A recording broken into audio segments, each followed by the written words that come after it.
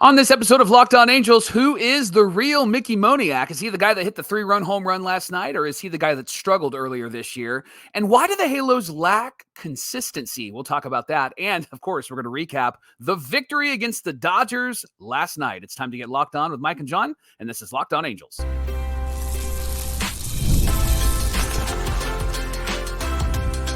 You are Locked On Angels, your daily Los Angeles Angels podcast. Part of the Locked On Podcast Network, your team every day. Thanks for making Locked On Angels your first listen of the day. You can find us anywhere you get your podcasts, including Apple Podcasts, Spotify, and SiriusXM by searching Locked On Angels.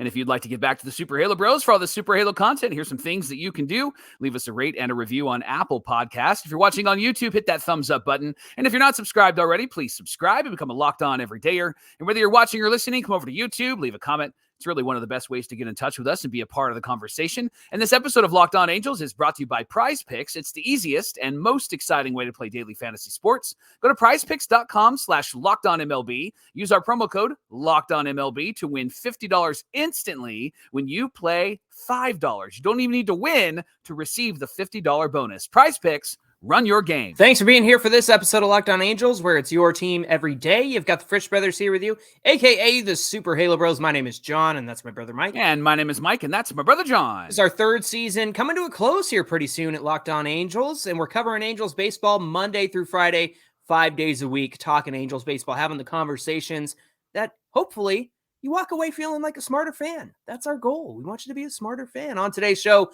who's the real Mickey Moniak? Well, the real Mickey Moniak, please stand up. It's the last time we're going to make that joke because we're going to run it into the ground. And why do the Halos struggle so much with consistency? It's been a very up and down season, and we're going to get into why that is. But first, Mike, the Angels won a game against the Dodgers 10-1. I was told the Angels were a AAA team and weren't worthy of having a podcast and weren't worthy of playing against the Dodgers. I was told that we were supposed to get steamrolled by this $10 billion team. And I felt compelled to wear this shirt. Yes, on the show Ohtani today, shirt, the Ohtani face shirt, because it's classic. And, I was just reminiscing about, his rookie of the year with the Angels and his 2021 MVP with the Angels and his 2023 MVP with the Angels and his breakout year in 2021 where he pitched and hit when nobody, including some Dodger fans, said that he couldn't do it. And Mike, he just was an incredible angel, wasn't he? Shohei Ohtani. Fantastic Angel, that guy. What an angel he is. He's so great. Well, since we hit record, why don't we just do the podcast, even though I guess what you're telling me is we shouldn't have done the podcast. So hey, let's start with what the Angels did last night. First, Griffin Canning pitched in this game, Johnny, and he had a great first inning, and he normally struggles in that first inning. He's given up 26 runs in 26 first innings this year, but handled himself well. He got Ohtani, Betts, and Freeman 1, 2, 3 in the top of the first. Can I tell you that I had zero faith in Griffin Canning coming into this game last night. And I was going to tweet something and say like, oh boy, this is not going to be great before the game started. And I'm so glad I didn't, because I would have had to have eaten crow. But here's me admitting to you humbly before our Locked On Everydayers that I didn't have faith in Griffin Canning. And he did the exact thing that I thought he would do. If I did tweet something, he would have proved me wrong. And I'm so glad he proved me wrong. He looked like a different pitcher out there, Mike. Yeah, we're going to talk about his stats in just a minute. But first, John, he got a lot of help from the offense, and it started in the bottom of the first. Ward walked. Neto was hit by a pitch. That poor guy, he gets hit by a pitch all the time. Seriously. And then Nolan Shawnoel singles to load the bases, and then Anthony Rendon hits a changeup up the middle and knocks in 2 runs. Yeah, Anthony Rendon, and it was immediately 2-0 Angels, nobody out. And then Mickey Moniak follows with a 3-run shot to right field, 437 feet. Johnny, his 13th home run, and the Angels were up 5-0 at that point. Yeah, Brent McGuire, Locked On Angels Hall of Famer, writer for MLB.com, and new dad, by the way. Shout out to Brent. Congratulations to you and your family. Mickey Moniak has homered 7 times in 21 games and is, I love this, OPSing over 1 since the beginning of August, meaning he's got over 1,000 OPS is how we would normally refer to that. So he has certainly been on a tear since August began.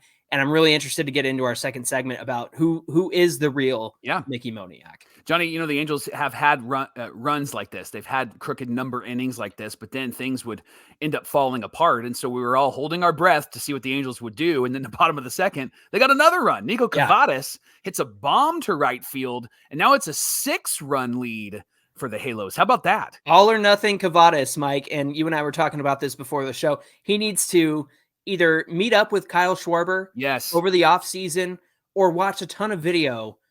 Schwarber, what do you say? Schwarber's hands are a little more. Schwarber's hands are a little bit lower. They're kind of like just above the nip. And then you have Kavadas' hands are up a little bit higher. But I would love to see him maybe adopt that batting stance because he's got the same kind of body type. Obviously, Schwarber's got a really good batter's eye, though. And some great nips, apparently.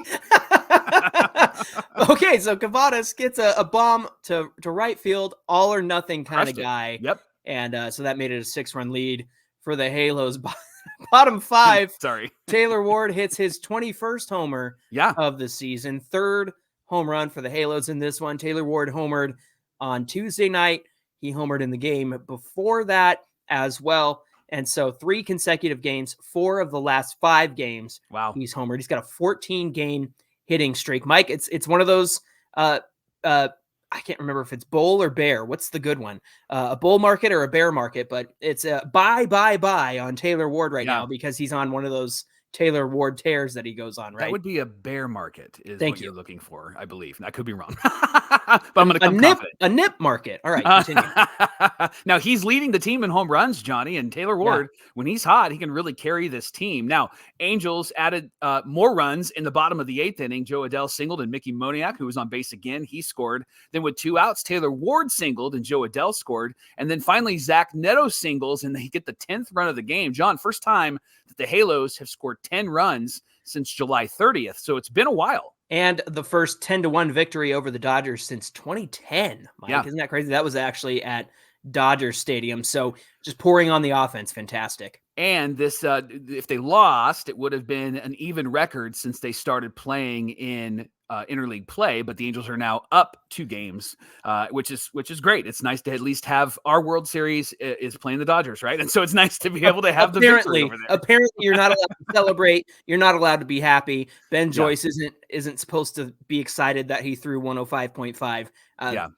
The Dodgers fans write the rules for how to fan, apparently. So there you go. Johnny, we have to talk about Griffin Canning because you're right.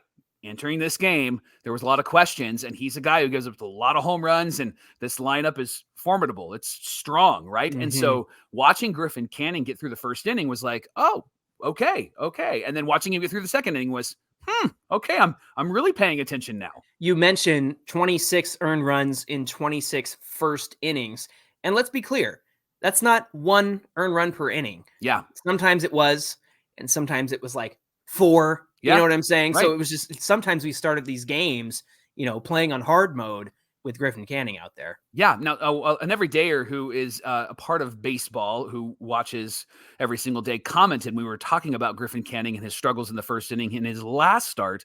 And they mentioned something really interesting. They said, it's not really a head issue for him. It's a mechanics issue. He's just not locating well. And you can tell that he's not fully extending and not getting where he wants to be with his release point. And so I appreciated that wisdom because this is somebody who's watching baseball pretty often. And they're saying that's what we're seeing from Griffin Canning. John, in this game, he was completely different than he has been in other games. 6 2/3, 4 hits, 1 earned, 4 walks, 7 Ks, 98 pitches. John, what did he do so well in this game that he hasn't done in previous games? Location. Just like our everyday we're saying, location. Lots of fastballs, low in the zone, caused a lot of ground ball outs.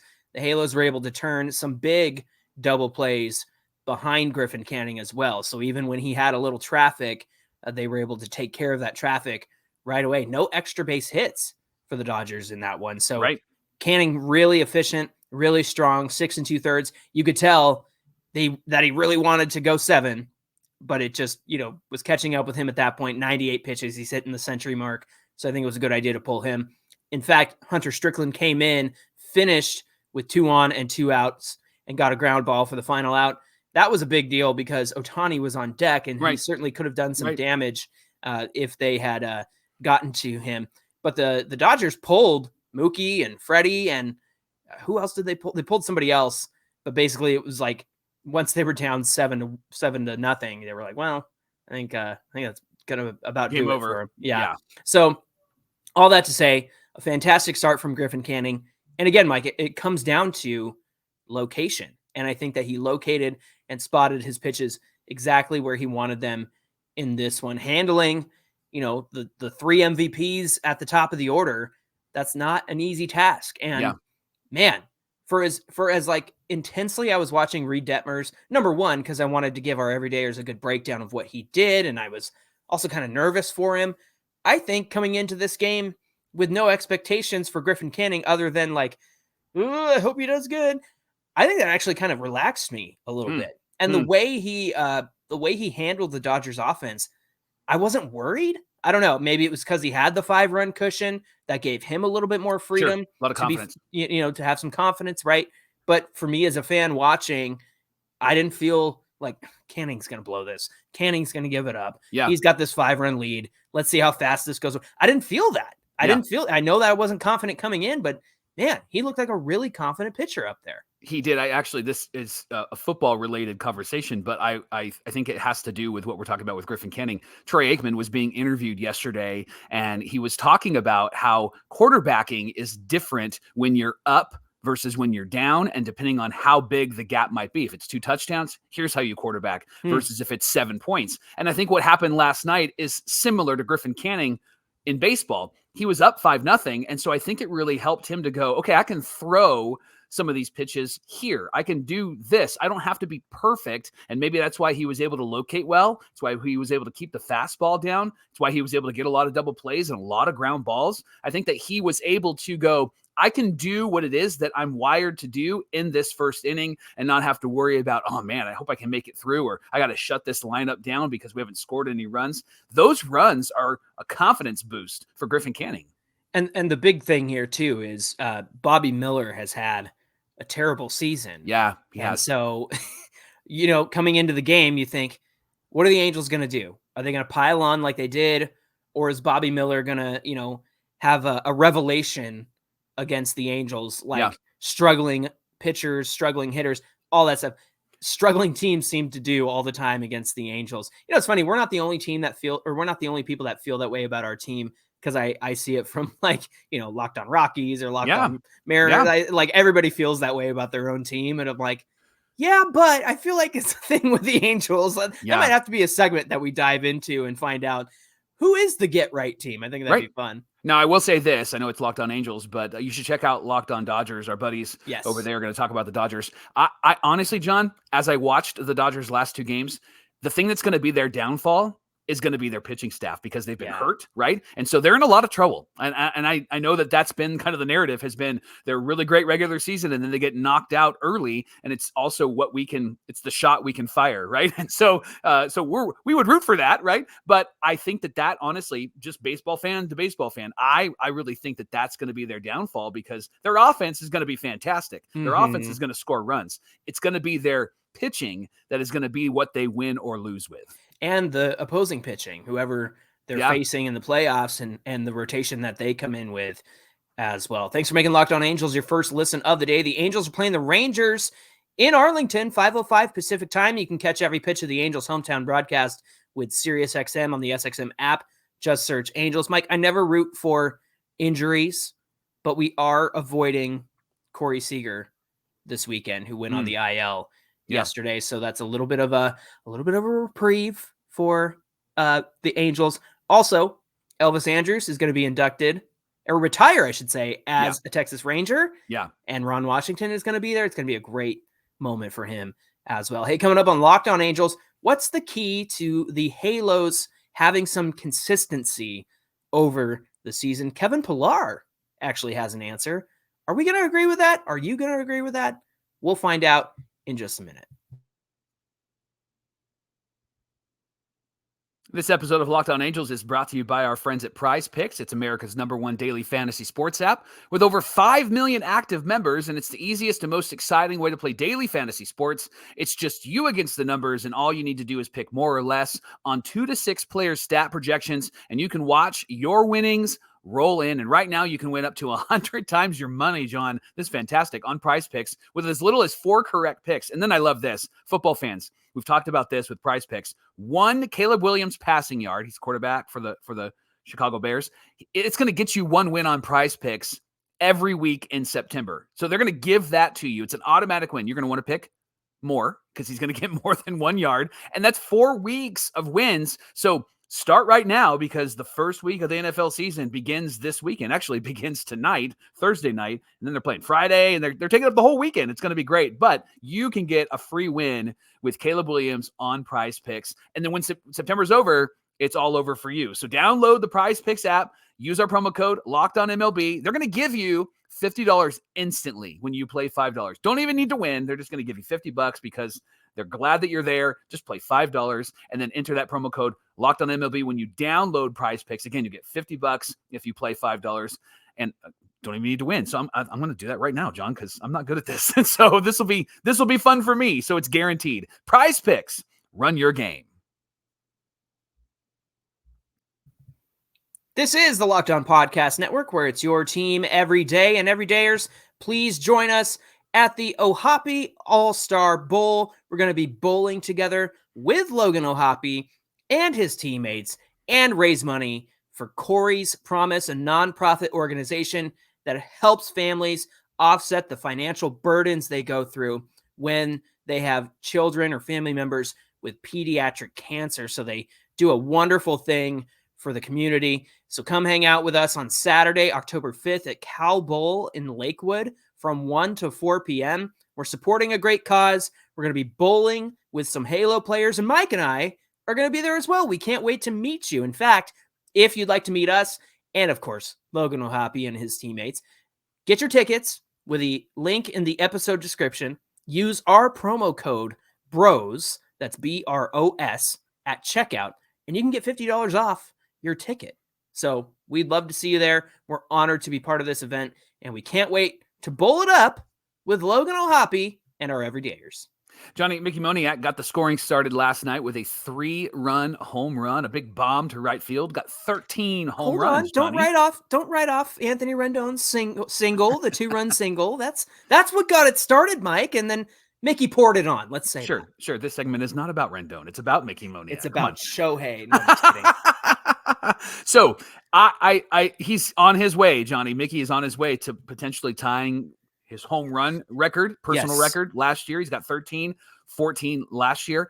John, this guy has had an up and down season, and we've talked about him pretty often. And all of the expected numbers, we're going to say that he would maybe trend down because he was not somebody who had a great eye last year, and he didn't have a lot of walks. His on-base percentage wasn't great. Right. But then you look at his numbers in May and then in June and then in August, and you can see that he's grown over the last few months. So here's May. His slash line was 169. That's his batting average, 208 on base, and a 242 slugging percentage. Oof. A 23 weighted runs created plus in 130 plate appearances. That was in May. And we all saw it, right? We all saw that he was really, really struggling. And a lot of it had to do with his eye at the plate, swinging at the first pitch, not waiting for his pitch, right? And a lot of fans piled on him. They're like, see, we knew that this was going to happen. But it was just May. And then Johnny, June came along, and he really started to improve, didn't he? Yeah, since June 1st, he had a 270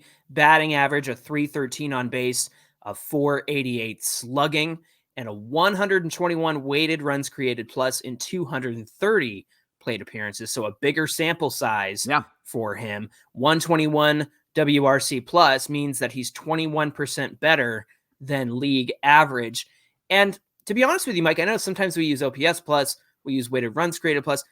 WRC plus is a little more scrutinized. So for him to have 121 is a really good thing. And then since August 1st, Mike, we talked about Brett McGuire's tweet, but here's the fine line here.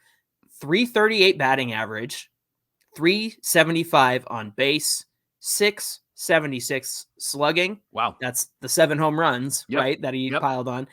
And a 192 weighted runs created plus. That's in 72 plate appearances since August 1st. I'm sure that line has increased since last night, of course. Yeah. And so this leads us to the question. When we smush it all together between last year, this year, the up and down nature of his season, the consistent playing time or lack thereof that he's been getting, who is the real Mickey Moniak here? What do you say? I think the slash line from June 1st is probably who he is. 270, 313, 488, 121 weighted runs created plus. Johnny, 230 plate appearances. I was going to say it's the biggest sample size that we have out of the 3 options here. So I could see that being the case in the sense that this is probably the most true to who he is. Yeah, and I think that what we're seeing is he's going to be a guy who can carry the team offensively, come through in big moments offensively,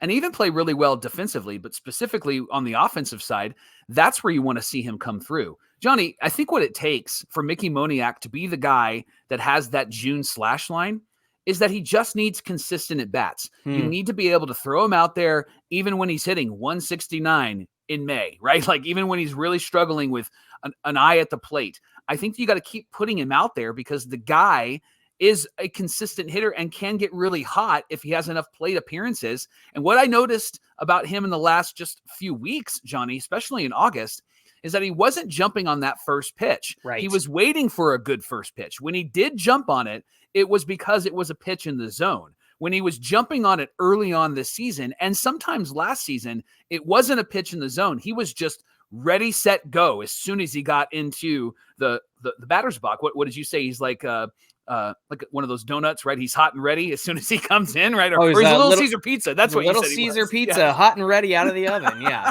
exactly. Yeah, and I think that's something that is going to be we're going to need to pay attention to that more because I think what we're seeing is the maturing of Mickey Moniak. So in my opinion, I think the guy that we saw since June 1st, 270, 313, 488, that's who he is. That's the real Mickey Moniak. What do you say? I say that he can have those tears that he goes on, the 338, 375, 676 slugging, right? He can have those moments, and that's fantastic. But I think you're right. I think the June 1st stats of 270, 313, 488 is going to be right in line with where we'd like him to be. Yeah. Now, is he always going to be there? No. Is he going to struggle? Is he going to have slumps?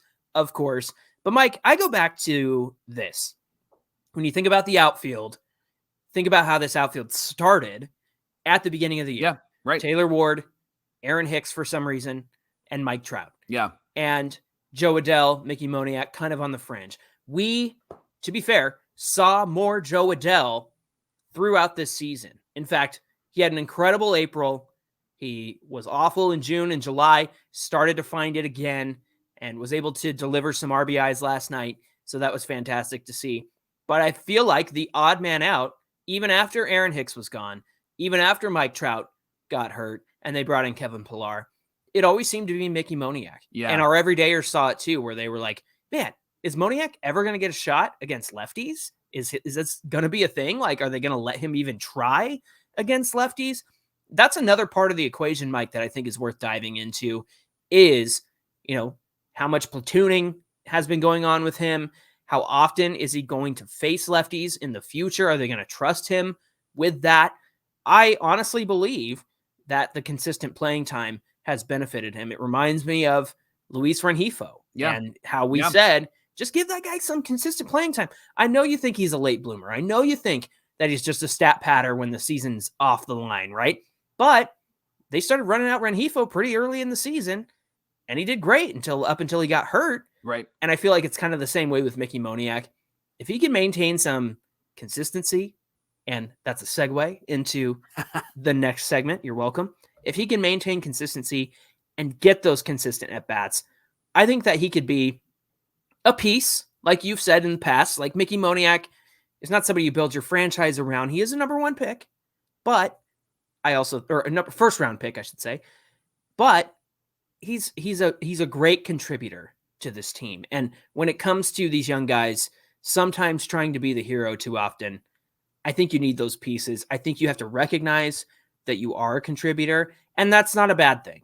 It's certainly not a bad thing, especially when you play the field like Moniak does, and especially when you go on a tear like Moniak has done over this last month. Today's show is brought to you by Ibotta. It's a free app that gives you the most cash back every time you shop on hundreds of items from grocery stores to beauty supplies and so much more. The average user earns $256 per year. That could cover a shopping trip, maybe a flight that you're eyeing, or maybe you're going to go to a fancy dinner, whatever it might be. Other apps just give you points that don't amount to much, but Ibotta, they give you so much more. Just add your offers in the app, you upload your receipt, and you get real cash that you can cash out from your bank account, PayPal, or even put on a gift card. There's over 50 million savers. I wanted to make it bigger. There's over 50 million savers. You can if you sign up. 50 million savers that earn cash back every time you shop. And they have over 2,700 brands and retailers to choose from. And right now, they're offering our listeners to Locked On Angels $5 just for trying out the app, just for trying it out. All you got to do is put in the promo code Locked On MLB when you register in the Google Play Store. It's in the App Store. Just download the free app, start earning cash back, enter our promo code Locked On MLB. They're going to give you $5. That's Ibotta, IBOTTA, in the Google Play or App Store, and use our promo code Locked On MLB. Mike, why has this season been so up and down for the Halos? There have been moments where this young team looks like, oh, there they are. That's the team that we want to see. That's the team that we're rooting for. That's the team that can rise to the occasion and make these Halos actually competitive, actually go somewhere, right? And it's all centered on guys like Neto and Ohapi and Shonowell and Jo Adell, Mickey Moniak, right? Ben Joyce and now Reed Detmers is back. And so there have been moments where it's like, oh, there you are, Peter, right? Yep. From Hook. It's that kind of moment. And then there are moments where they just completely fall off. Good example is, I know it's the A's, but they sweep the A's, and a week later, they get swept by the A's. Yeah. And then they lose 3 out of 4, or maybe 2 out of 3 to the A's again later on. And then they go and do something like they did to the Dodgers last night.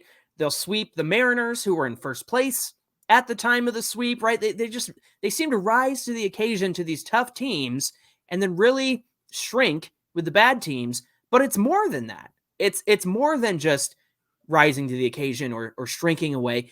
It just seems like there hasn't been any consistency. They get really hot. They fall off for a few weeks. They get really hot again. You get excited. They fall off again.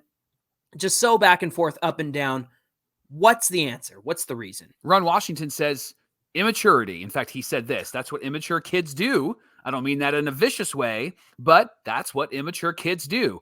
We're fighting that every single day. And until it becomes a part of them, you're going to have to fight it. And so what's it that he's talking about? Something that we've talked about all episode long. Consistency. Mm-hmm. He wants to see the Angels play consistently. That was the goal coming out of spring training, and he wants them to improve every single day. And he says they will when they're consistent with their work and their discipline. So why have the Halos struggled with being consistent? Johnny, Kevin Pillar gave an interesting answer, didn't he? Yeah, I was actually kind of surprised to see this. Not in a bad way, but just it's kind of eye-opening, Mike. Kevin Pillar says it has a lot to do with a lack of leadership, specifically Mike Trout being injured. He said you put someone like Trouty in the middle of that lineup, everyone automatically gets better. I don't know why when he said Trouty, it makes me go, Kevin, you can be here next year. You can be part of this. I just that means a lot to me. I don't know why. He said everyone's game is elevated. You know the attention is so heavily on him that sometimes you tend to get some better pitches to hit because the focus goes so much on a guy like that. Mike, I agree. I think when you do have Mike Trout in the lineup, then the attention is on how do we get Mike Trout out, right? And you spend all your energy, and the pitcher is spending pitches trying to get this guy out so that he doesn't do any damage. But then you kind of let yourself lack a little bit against some of these younger guys who can do some damage when their head is in the right headspace. And I think that's also part of it. Going back to Ron Washington talking about immaturity and fighting it and doing everything they can to be prepared and, do all of their exercises and put in the work and the discipline. I understand all that. And I also think this has everything to do with a lot of these guys' first full season. I know a lot of people feel like Jo Adell's been around for ages. This is the first time from day one he stayed on the team from game one, and he's going to be here at game 162. And he hasn't played every day, but he's played the first full season of his career. Right. And that's something that we have to remember about Ohapi and Shaunuel and Neto. And I say Ohapi and Neto because they were both hurt last year. And it goes to show that when these guys get some consistency, they tend to do well. And I think that getting over your freshman year, so to speak, there's a comfortability there when you've been through it before. There's a familiarity with your routine and what you need to do to get right and get ready and go play. And these guys are figuring that out. And I think you see the progress of that over the course of this season. Remember, this season started out rough. I mean, game one against the Orioles was rough, Mike. Yeah. And you can see it in front of your eyes, the growth that these young guys have made so far this season. Can they do better? Of course. Will they struggle at times? Of course. Does Zach Neto need to get removed from a game because his head wasn't in it? Was that a couple days ago? September? I guess it was technically August still. Yes, because he's 22, 23 years old. That's maturity or lack thereof. And that's why you and I have agreed that Wash is a good guy for this young team. I think he has a lot of patience with these young guys because he knows where he wants to take them and how far he wants to go with them and develop them as major league ball players, right? Yeah, I am really curious.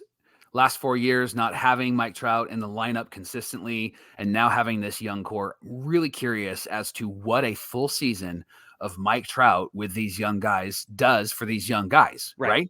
What it does for them in the lineup, what it does for them on defense, what it does for them day to day. He's been around them, but he's not preparing to be on the field. And something that Kevin Pillar said, he's noticed it. And Kevin Pillar hasn't been around for a while, but Pillar noticed like, oh, this guy's not in the lineup. Mm-hmm. And that really impacted this team. And he didn't get to see it up close because when he got there, Trout was already out. And but he already felt the impact. And so Kevin Pillar is pointing out something that we haven't seen as fans since 2020. And it wasn't even this team, right? This was a totally different team in 2020. This is a young building core team, a really energetic team.